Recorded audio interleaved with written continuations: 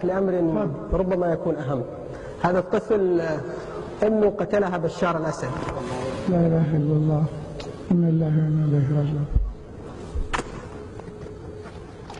لما شفنا الناس عمالة تنزل بالجمال وبتضرب في التحرير ولقينا الدم سال، قلنا خلاص. الشيخ زايد الله يرحمه في الإمارات قال كلمة جميلة جدا غيرت وجه الخليج كله. يعني هذه الطفولة البريئة، هذا المجرم الزرافة زي ما قال الحبيب الطفل أكرم. شو قال؟ أعطينا الميكروفون. الشعب أعداء الآفات.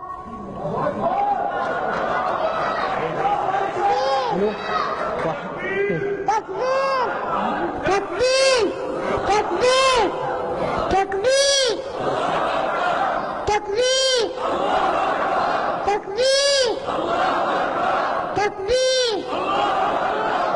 الشعب شهيد أعداء أسد. الشعب أعداء الشعب. الشعب أعداء الأسد.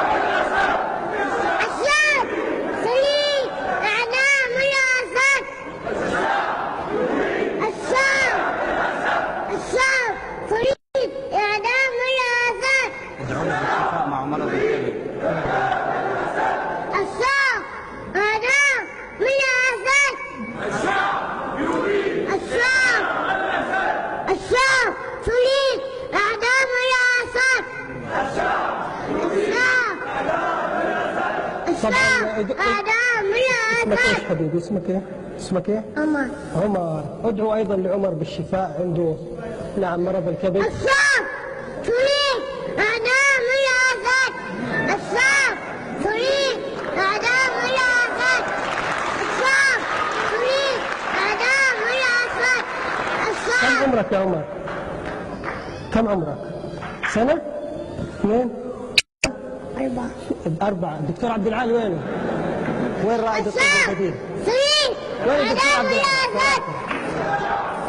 دكتور؟ وين الدكتور عبد العال؟ مشى؟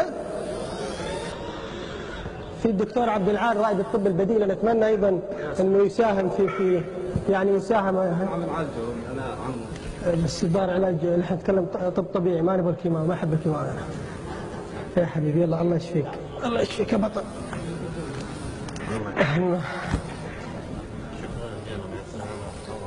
طيب خلينا ناخذ مداخله هاتفيه، يعني اتمنى تكون الاخيره عشان يدوب نقول كلامات انا والله زيكم سامحوني يعني. طيب فضيله الشيخ